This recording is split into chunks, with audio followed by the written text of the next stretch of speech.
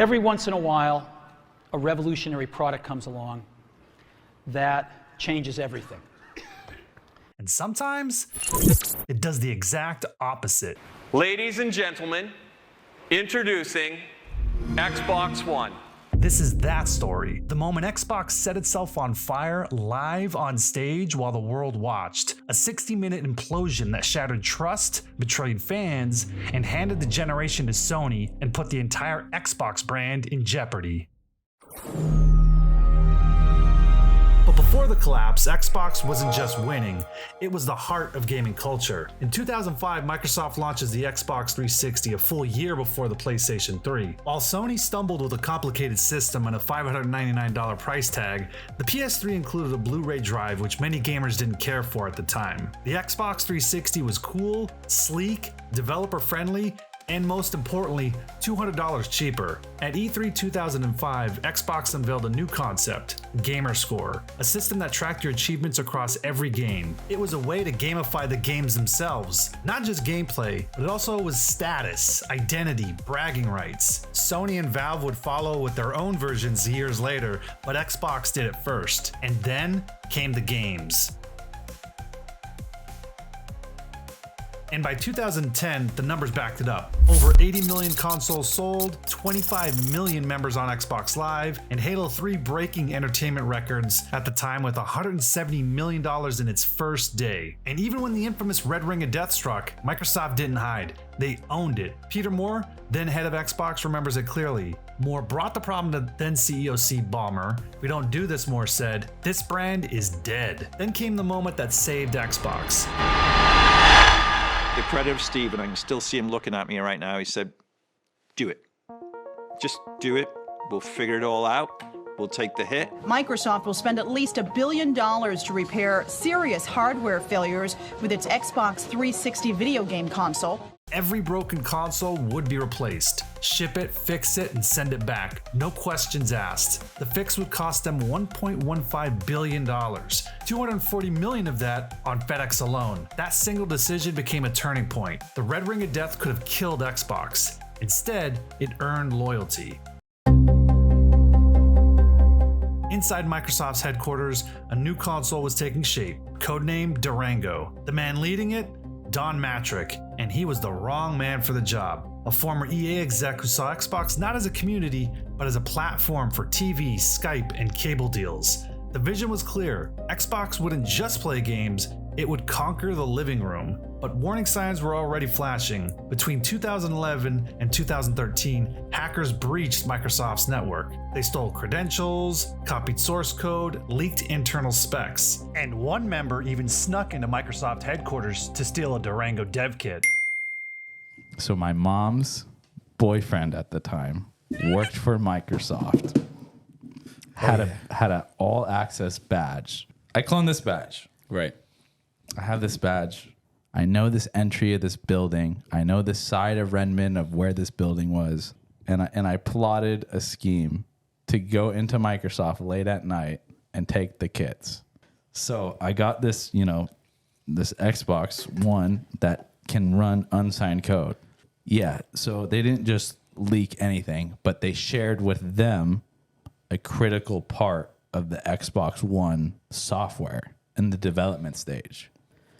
But then one of these guys goes missing. We know something's up because a eBay listing goes up and it's an Xbox development kit, an Xbox One development kit on eBay. Okay. So that big red flag there, right? So boom, FBI kicks in at that point. Durango had become a magnet for leaks, theft, and speculation. Microsoft decided to skip E3 for the reveal.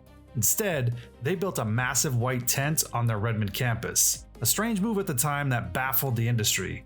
Why abandon the biggest stage in gaming? Microsoft claimed they wanted to jumpstart. Others say the hack forced their hand to reveal Durango earlier. Either way, the timing didn't help. It proved a massive gift to PlayStation, giving them time to react and plan their execution. More on that later. Internally, some Xbox team members were frustrated. Gaming was no longer leading the charge. The entertainment division had taken over. Engineers were uneasy, Developers whispered concerns about Kinect's real usefulness. The soul of Xbox, the thing that made the 360 special, was being drained, replaced by cable features, TV deals, and voice commands. But the message from leadership was clear: forward or nothing. And the decisions they planned for that day would come back to haunt Microsoft for years. May 21st, 2013, a day that lives in infamy for Xbox. Don Matrick walked on stage like it was a victory lap. This was supposed to be a crowning achievement. Instead, a tech titan lit itself on fire and the world watched it burn. Millions tuned in, expecting games, innovation, a bold leap forward for Xbox. What they got instead was TV demos, voice commands, cable partnerships. That means all of you Xbox fans will get more new, innovative games than ever before. All that is going to change with Xbox One. Because today, Team Xbox is on a new mission by harmonizing your experiences. TV becomes more intelligent. Can we take what you love and make it home entertainment system? TV and entertainment, live and recorded television, sports and movies. NFL on Xbox, transforming TV experiences.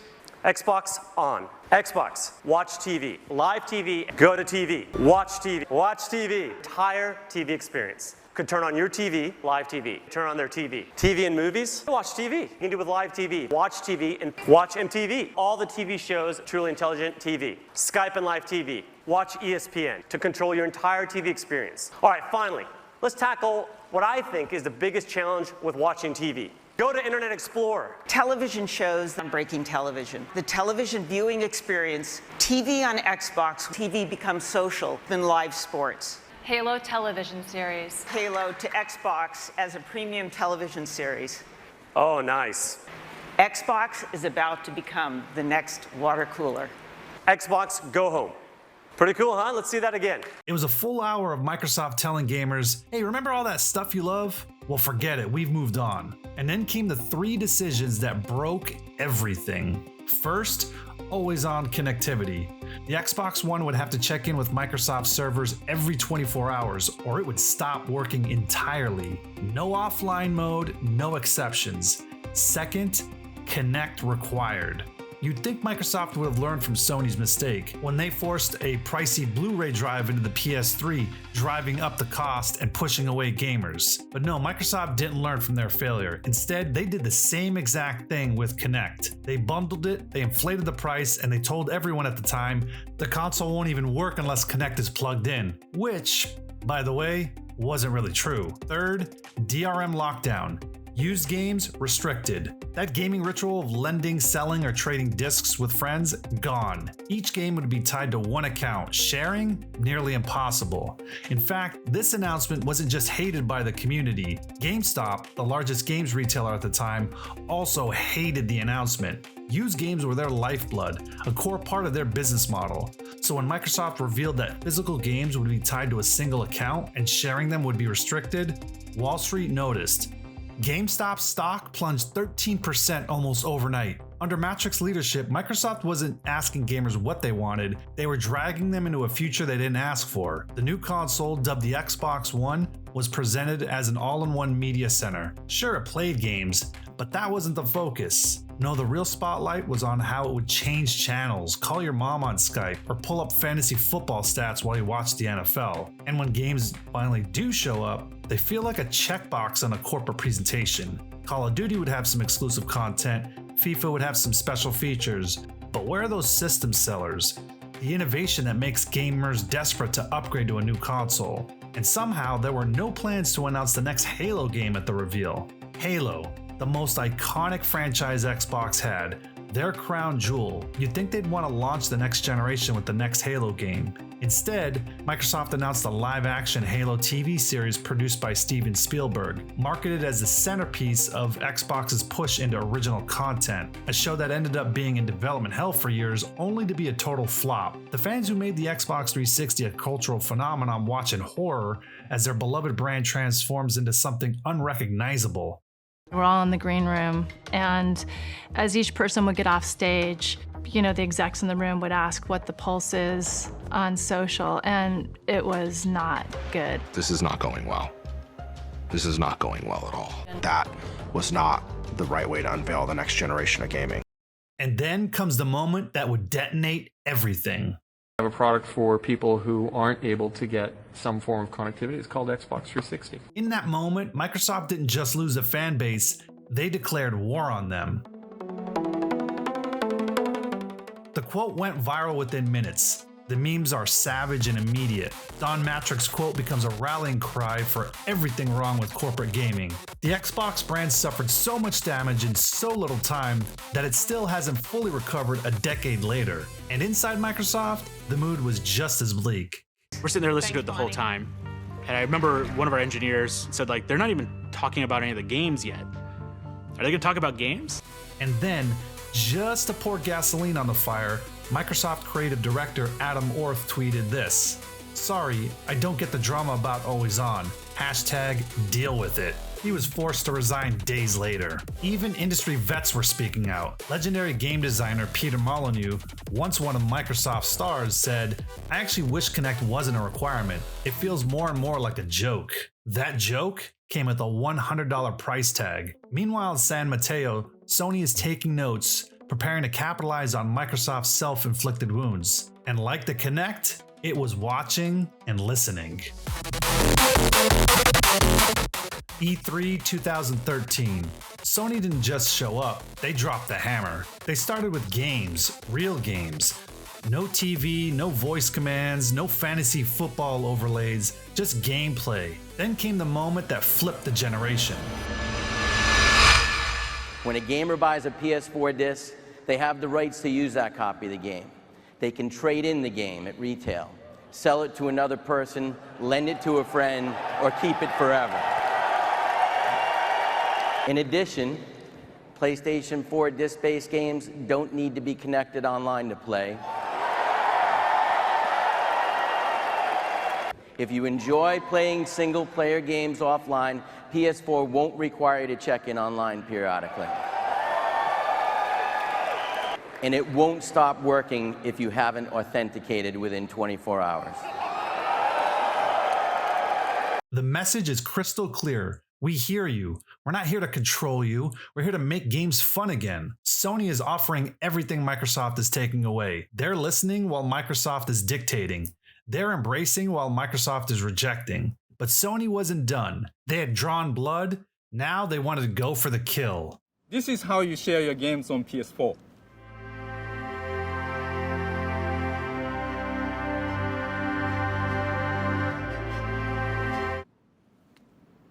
Thanks. PlayStation. Simple, brutal, legendary. A 21-second video that obliterated Xbox's launch narrative. Delivered with surgical precision, it went viral within minutes. And then finally, the death blow. I'm very proud to announce that PlayStation 4 will be available at $399. A full $100 less than the Xbox One. A better message, a better price, a better understanding of the audience.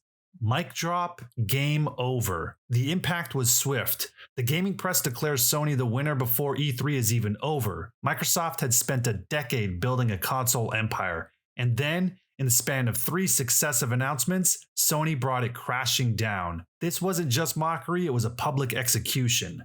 Will you change anything about the Xbox One after seeing the Sony conference? If so, what? I don't really think we're not going to change anything. I mean, we're very happy with what we've done with Xbox One. We're very happy. June 19th, 2013. Microsoft hit the brakes. They reversed everything. The always online requirement, gone. Used game restrictions, eliminated. The Xbox One, now playable offline just like people had begged for. But instead of relief, the reversal brings humiliation. Microsoft had spent months defending these features as essential, revolutionary, the future of gaming, only to abandon them at the first sign of serious resistance. Under Don Matrick's leadership, Xbox wasn't just losing hype, it was losing its entire audience. And just to top it all off, there was this gem. If you're backwards compatible, you're really backwards. Don Matrick said months earlier. Now, Microsoft looked exactly like that. Backwards, confused, out of touch. The damage was done. The reversal didn't look like a thoughtful response to feedback, it looked like desperate corporate backpedaling. Gamers had already made up their minds. They'd been burned by the reveal and won over by Sony's clear, pro-consumer stance. And then, in July 2013, Don Matrick's reign of incompetence came to an end. He graciously stepped down to join Zynga. Because when you're a C-suite executive who just torched a gaming empire, you don't get fired. You get to issue a press release about exciting new challenges. A career built on failing upward had finally hit the ceiling. Well, at least for this moment. November 22nd, 2013, the Xbox One finally launches. Despite reversing the controversial policies, it felt like too little, too late. The narrative was already set. PlayStation 4 flew off shelves with over 1 million units sold in 24 hours. But for Xbox, it felt like watching a victory lap run in reverse. That momentum from the 360 was gone. The message they were trying to get out there, totally scrambled. Its legacy was fading. That Kinect sensor everyone hated was still bundled in, adding $100 to the price. For many gamers, it felt like an unwanted surveillance camera shoved in their living room. Internally, Xbox leadership was panicking. Despite all the reversals, offline play restored, used games allowed, DRM scrapped, most people still thought the Xbox One was always online, locked down, and spying through Kinect. And the marketing team? They were desperately trying to rewind the narrative. Ads were pumped out, executives gave interviews, tweets, blog posts, press briefings. It was all a blur of damage control. It's not always online. We don't block used games. You don't have to use the Kinect. But the messaging had been so botched from the start, no one believed them. The memes had won. The first impression had stuck. The internet had already decided what the Xbox was, and no PR campaign could erase it. Even as Xbox One hit the shelves, the console felt like a product trying to explain itself. Instead of launching with confidence, it launched with baggage. It wasn't about the specs that doomed it, it was the story. And Microsoft was now trapped in a fight against a narrative they had written themselves. February 4th, 2014, Microsoft undergoes a shift at the very top. Satya Nadella, a 22-year company veteran who built Azure into a cloud computing powerhouse, becomes the CEO. His mission? Transform Microsoft from a Windows-obsessed relic into a modern cloud-first, mobile-first technology giant. But Nadella inherits a gaming division in complete freefall. Don Matrick has fled to Zynga, leaving behind a smoldering crater where Xbox's reputation used to be. Xbox One was losing badly to the PS4, the press was mocking it, gamers were unhappy, and behind the scenes, the pressure wasn't just coming from those gamers, it was coming from the top. Some Microsoft shareholders and even executives like Nadella were asking a blunt question: why are we even in gaming?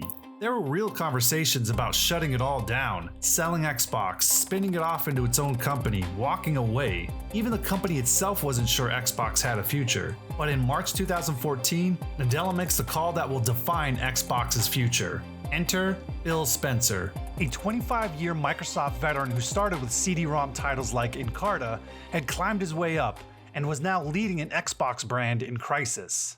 Microsoft has a new CEO with Satya. How are you going to be working with him? Tell me about those conversations. The discussions with Satya about taking this role were really important to me because I wanted to have a discussion with him about how important gaming was to Microsoft's success. I wanted to see Xbox as a core product in Microsoft's long-term vision. And the discussion he and I had, along with Terry Myerson and Stephen Elop, different leaders in the group, was really around us using gaming, looking at gaming and the fans of gaming that we have, hearing our internal employees' passion for what we're building, and making sure gaming is something that permeates every consumer product that we build, led with what we're doing with Xbox One.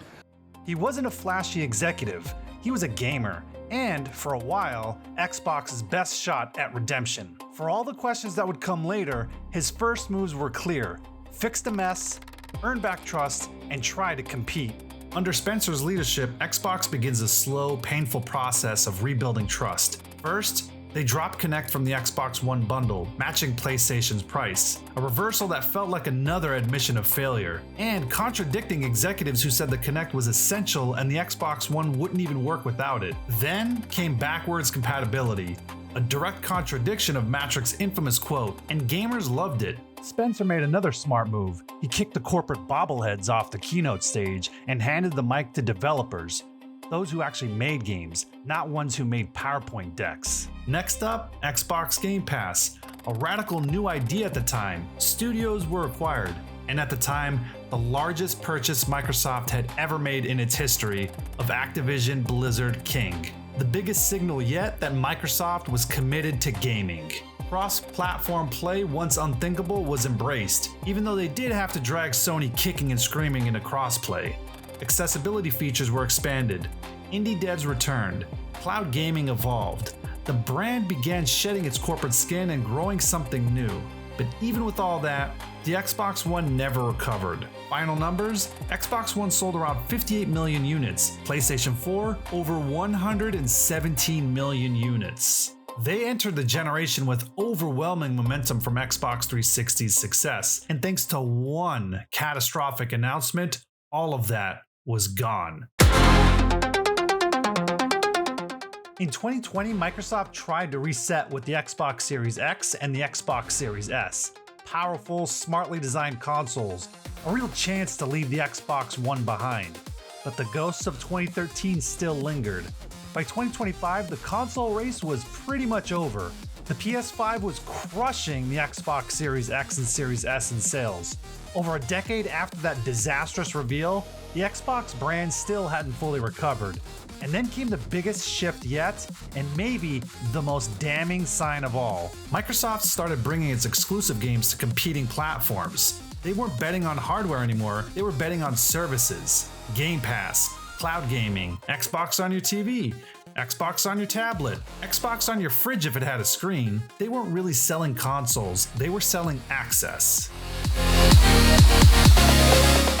Under Matrix's leadership, Xbox transformed from a gaming brand into a Trojan horse for Microsoft's entertainment fantasies. The Xbox One reveal spent more time cuddling up to cable companies than celebrating games. And maybe the most ironic part, Matrix's vision might have worked in 2020, but his timing was as catastrophic as his communication. Always online gaming, digital libraries, streaming games, those things eventually happened, but not in 2013, and definitely not like that. And that timing made the loss even more devastating, because the Xbox One era was, as Phil Spencer himself said, the worst generation to lose. In the past, switching consoles was easy. Cartridges and discs never carried over. Each generation was a clean slate. You could have been playing on a PlayStation 1 and easily jumped to an Xbox 360 because none of your old games carried forward. But the Xbox One and PS4 era was when gamers were building their first true digital libraries. Once you've sunk hundreds or thousands of dollars into a platform, you tend to stay there. By the time a new console launches, most players are already locked into one of the big three. Their games, DLC, and entire history are tied to that ecosystem. Your collection followed you, and once you're locked in, you almost never leave. Spencer put it bluntly, there is no world where Starfield is an 11 out of 10 and people start selling their PS5s. That's not going to happen. Losing here was more than Xbox losing a console cycle. It cemented millions of players into a rival ecosystem for life. That disastrous 2013 reveal didn't just sink the Xbox One, it rewired the company's entire gaming strategy. The dream of winning the console race died that year. From then on, Xbox's path shifted from battling PlayStation and Nintendo head-on to chasing a different future entirely. A future built on services, subscriptions, and putting Xbox on every screen possible. Not because they wanted to leave the fight, but because 2013 made it clear they could never win it. Today, Xbox isn't just a console anymore. Quietly, the focus has shifted away from consoles, away from generations, toward a future where the console is optional and eventually irrelevant. Screens without boxes. Gaming isn't powered by hardware anymore, it's streamed from a server farm. The Xbox is still here, for now, but it's no longer the center of the strategy. And now, with dwindling market share, with franchises fading, with studios being closed, and one last generation allegedly in the works, Xbox offers a new mantra. This is an Xbox. What that means exactly, no one can really say, but we know what it used to mean, and we know when that meaning started to die. May 21st, 2013, and it aired live at 10 a.m. Pacific.